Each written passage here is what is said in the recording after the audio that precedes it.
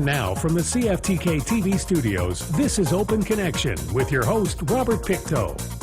Sponsored by CityWest, your local internet, TV, and phone provider. And TRICORP, our vision for our people, economic self-reliance. Welcome to Open Connection. I'm your host, Robert Pictou. We're shooting in the community of Prince Rupert, and I'm at the headquarters of TRICORP with TRICORP's very own Elizabeth Trimble. Welcome to the show, Elizabeth. Thank you, Robert. It's nice to be here with you. Could you tell me a little bit about yourself? Like, what is your nation and what is your clan? So my name is Elizabeth Trimble, and I am half NFNICCI and half Irish. My father originated from Newfoundland, and my mother is from the village of Gingol. I come from the house of Achtiwa Lugada, and my name is Quistintz Imlahachganau, and that means youngest of the fifth sister frogs. Youngest of the fifth sister frogs. Correct. I could see why you say it the other way. How do you say it the other way again? I don't know. Quistintz Imlahachganau. From here, so did you grow up here in Prince Rupert? I was born and raised in Port Edward. Oh, okay. Actually, I was born in Prince Rupert and raised in Port Edward. And then when I was about 14 years old, my family moved into Prince Rupert. When you say family, is there a lot of you, some of you, or? My mom is Jean Fitzgerald, and then I have my sisters Tracy, Carmi, Colleen, and Missy, and my brother Brian and I are the youngest. So did it come up with every normal household? You guys had those rivalries growing up and doing things to each other and such? Oh, I have many stories for you, Robert, that I could tell you. Of course, my brother and I were the youngest, so we got the brunt of, you know. They learned, your parents learned from the time you were saying, no, the older ones already did that. That's right, that's right. And I watched the older ones do it, so I had, I was pretty good. I have to say, growing up, I gave my parents a little bit of a break. Did you stay here in Prince Rupert after you finished school?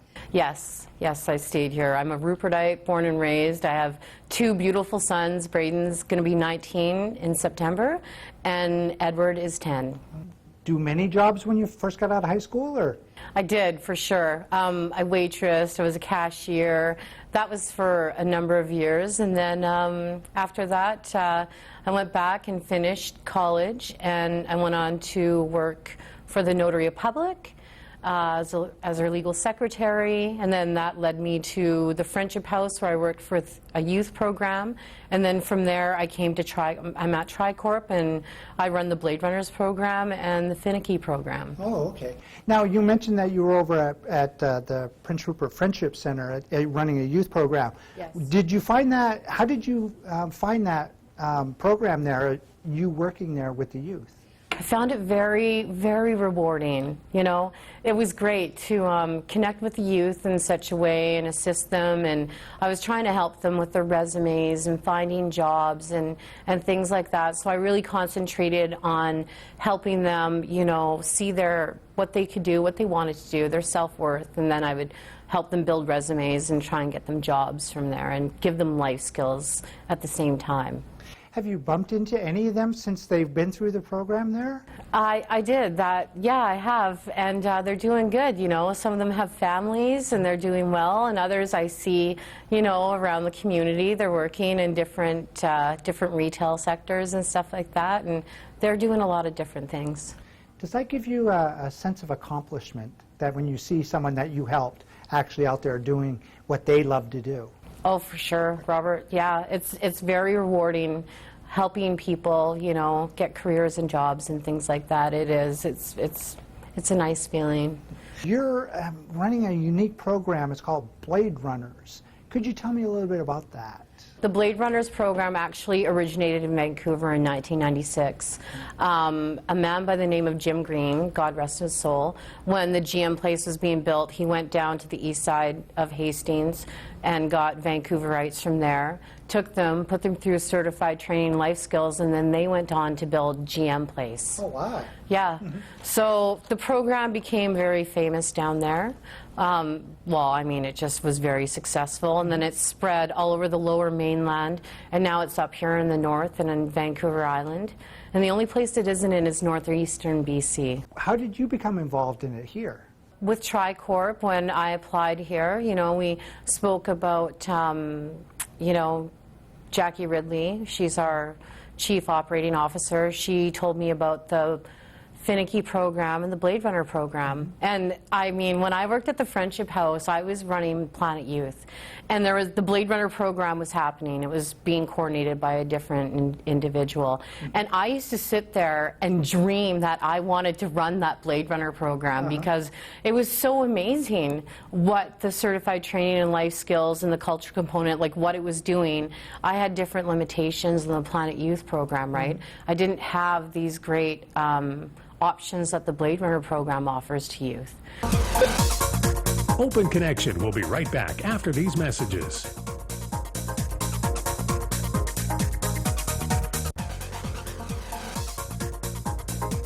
And now from the CFTK TV studios, this is Open Connection with your host, Robert Pictou. Welcome back to Open Connection. I'm your host, Robert Pictou. We're shooting in the community of Prince Rupert, and I'm at the headquarters at TRICORP, sitting down with Elizabeth Trimble. Now, Elizabeth, we were talking about, kind of about your history in the past segment and how you first came on here at TRICORP running their BladeRunners program. And you mentioned there were some things that you really saw when you were working at another program that you really saw was awesome. How did it feel to actually come over here to TRICORP to be in your dream job? It felt amazing, Robert. Like, to be given this opportunity right in front of me, and for me to capture it, it was fate. I love my job. I love my managers. I love what I do. Like I said before, I used to sit in the Friendship House and dream about running this program. And the reason why is because, once you're a BladeRunner, you're always a BladeRunner. And what I mean by that is when somebody goes through the program, let's say they're in Prince Rupert here, they go through the program and in a couple years they move away and they get a job. And if their boss is saying, hey, you're doing really good and I want to train you up to become a welder, let's say, for example, then they can take that letter and see another coordinator such as myself, because there's 23 of us in the province, right? They can go into an office in the Lower Mainland and provide that letter, let them know what's happening, and as long as the enhancement dollars are there, we can train them up. Oh, wow. So, yeah, once you're a BladeRunner, you're always a BladeRunner. Like, I had a former BladeRunner come and see me with the same scenario just in January, and I was able to assist that person to be trained up, even though they didn't go through the program here, but previously they had done it down south. So, Elizabeth, you said that you get this dream job working for BladeRunners. How was it when you actually were sitting behind the desk, running this program? Oh, it seems surreal. Like, I seen what I could do with this program, with the youth, and it seemed like a dream come true, right? When I was sitting there visualizing what TRICORP was going to do with the BladeRunner clients, I mean, the possibilities were endless. Like I said, at the Friendship House, I was constricted with what I could do with the program, right? But with the BladeRunner program, you could do so much more than what I was doing previously. So, I mean, to put the youth through certified training and life skills with the cultural component, it was a lot. They could get a lot more certification in order to help them get a career and jobs. And that was the one thing that absolutely blew my mind, was able to help individuals in that capacity in order to help them, with their careers. Is there a minimum requirements that's for anyone who wants to participate in the BladeRunner program? So the requirements that I look for in an individual is they have to be between the ages of 15 and 30 years old, not in school, no job, and not on EI. We're First Nations focused, but all nations welcome with the BladeRunner program. So it doesn't matter what ethnic origin you are or where you come from, you can qualify to be in this program. If they fulfill those requirements, what happens next after that? After that, I take them through an intake, and then I place them onto a waiting list until I run a cohort in a community somewhere within the TRICORP region, which is the northwest region of BC. Now, when you say cohort, it's basically a partnership with a sponsoring community, is it? Or a cohort would be 3 to however many weeks training session. That's a cohort. Oh, okay. Yeah, that's what you call the certified training and life skills. That's That's the cohort. Okay. So if I signed up for this class and I'm accepted, what are some of the first classes I would take? Well, that's a really good question, Robert. I would do an interview with you, and it's very extensive. I have to say, I get very personal, right? I want to know everything, you know, just to make sure that you're ready and that you'll be successful in completing the program, right? All that information that you collect is yours for the program, and it's confidential. It's all locked away, correct? That's correct. Yeah, we take confidentiality very, very, very serious here at TRICORP. It is all locked away. You mentioned something about life skills. Could you tell me a little bit about that? Right. Well, actually back up, because remember you asked me what you would be doing with me. So I'd actually take you through an essential skills assessment to see what skill level you're at, because I'm now an essential skills practitioner. So we don't want to set anyone up for fail here, right? So we have to see what skill level you're at. And there's a 5-point scale, and we always want to see people out of 3. So let's say, hypothetically, you took the test and you scored below a 3. Well, I can develop a skills training plan to help you with your reading and your math, to upskill you so you can take the training that would lead you to your job and your career. So I can help individuals as well who are struggling, you know, that need that little bit of help with math and reading. And that's what you would be doing with me first. I would be getting you doing an assessment, and then from there, if need be, we would develop a skills plan, and you would start working on that a little bit. It's all online, right? As long as you have Google Chrome, you can do the essential skills assessment with me. Oh, okay. And then from there, you would be in certified training and life skills. And, you know, depending on the industry that we focused on, it really depends on the economic need within the community. Like, what's happening, what are the jobs around there? And then we identify what the need is, and then we take you and put you through that certified training and life skills that will lead you to your employment. Now, this certified life skills and training, are they done right here at TRICORP?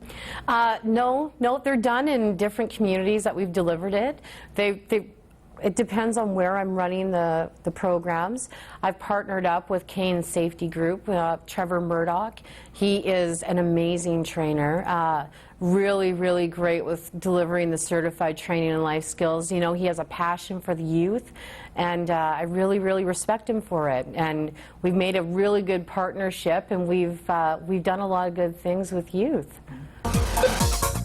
Open Connection will be right back after these messages.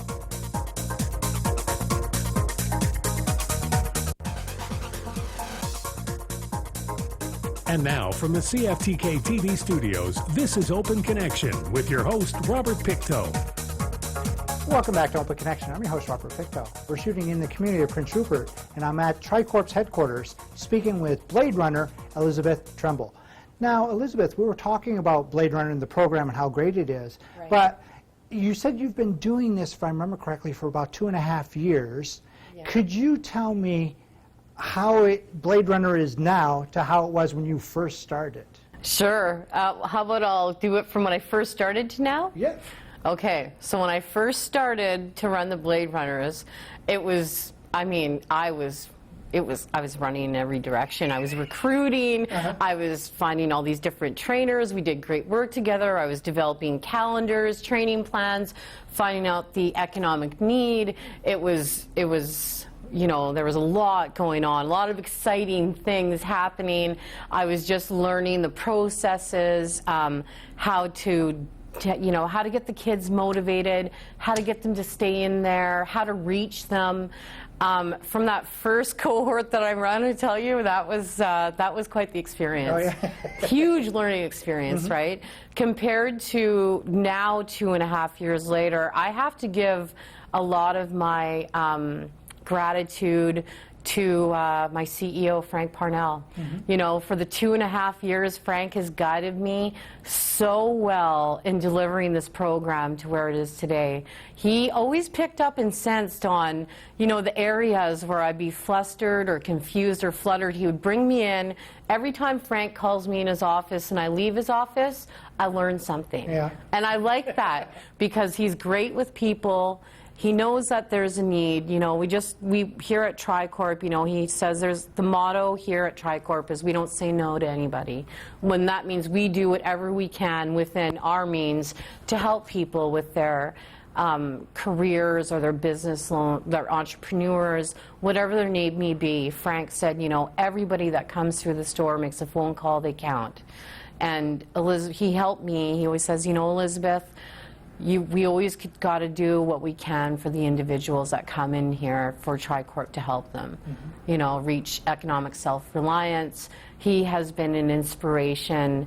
He's a brilliant man, very, very well-rounded, wise, caring individual. And every time I was stumbling or I was facing a barrier, Frank always has his office open. He always says, come on in, come talk to me. And you know, Robert, whenever I was stumbling, whenever I was faced with something, Frank was always there. You know, he always helped sort everything out. And the keen thing about Frank is he would sense it before a scenario would come up.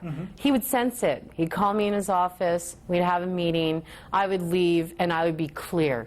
Everything is clear. So, sign of a good manager. Excellent. He is the best one I've ever had in my life.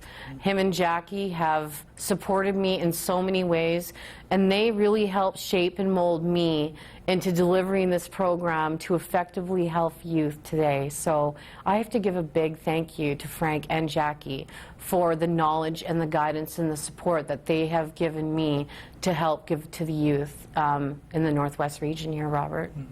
Now, you were mentioning about cohorts, and these are these programs that you run. About how many have you done in that 2.5-year period? We've done 8 so far. 8 of them. Okay. Yeah.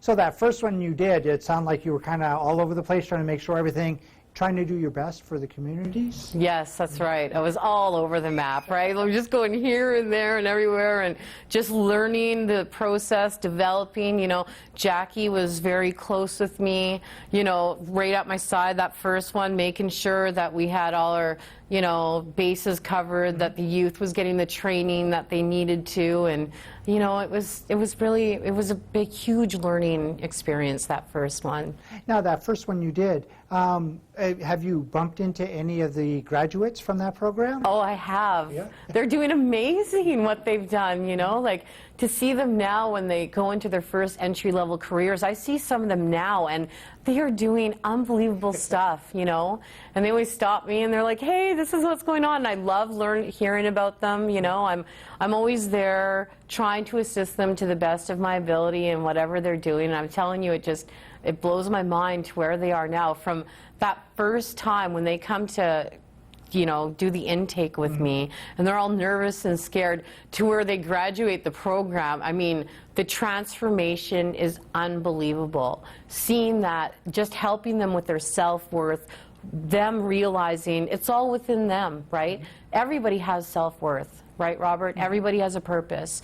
And at TRICORP, we try and make sure that it's a positive one that we're assisting them with, you know, to realize their career objectives and goals, or their entrepreneur goals, or whatever the need may be. Have you noticed that those classes that you have, or the cohorts that you run, that they kind of stick together as a group and they interact with each other even though the program is done? Yeah, you know, a lot of them say they're really sad that the program's over, that they still wish they were in it, and I got to admit I miss them all too, right? But I keep close contact with them. I add them all on Facebook.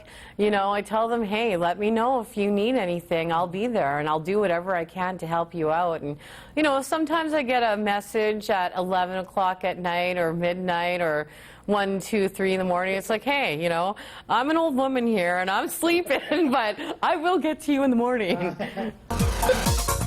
Open Connection will be right back after these messages.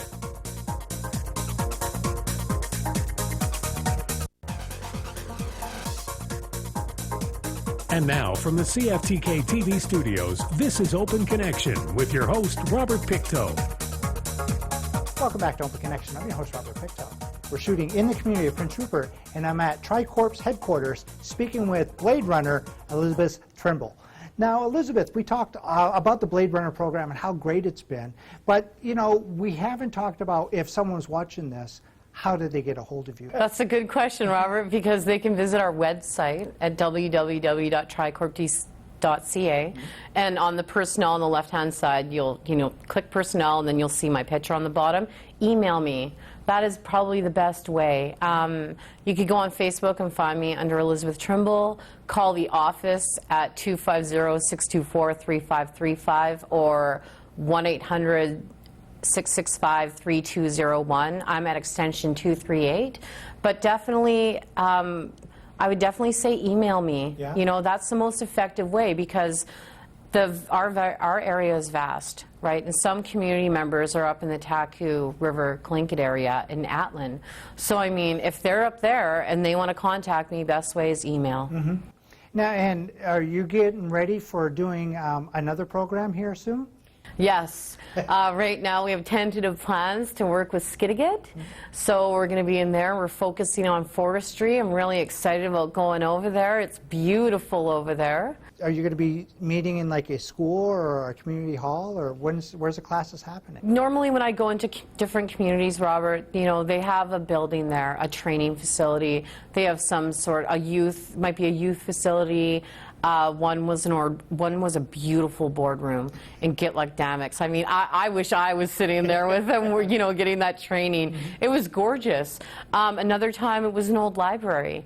You got to make sure you have Wi-Fi, the correct space for OFA level 1, for first aid level 1 to be delivered, and to make sure that there's desks and chairs there for the kids, you know, the youth to learn on and things like that. And how long does a course normally take? Now, the cohort normally goes anywhere from 3 weeks to 6 weeks, depending on the training, depending on the industry, what certified training and life skills they will be receiving, how long it'll take for the essential skills assessment to take place. You know, in Lambs, when we went over there, weather was a huge factor. Right? It was during the winter, so sometimes the trainers couldn't fly over, or the ferry couldn't run. So depending on the community, what the weather's like, it depends on how long a cohort will take. If they were doing this, then they graduate. Do they get a certificate or something? Yeah, yeah, definitely. We have a little graduation luncheon for them. We give them a certificate. Plus, they receive all those certificates from the certified training and the life skills that they had received. And I have to tell you that there is a cultural component to it. So this is how we do the cultural component within the cohort. Is in the beginning, before the life skills and the certified training happens. We have a cultural potluck where everybody can bring a dish and we share a positive, inspirational story with one another. And you can sit there and learn about one another's cultures. And if you don't have a story, then you can just sit there and listen to everybody else's story. If a community was watching this and they go, I'd really like to host a Blade Runners program, how would they go about doing that? They would first contact me at TRICORP. I would have to find out the economic need that's occurring in their region. The most important thing, Robert, is that they have to have 12 jobs there in their community.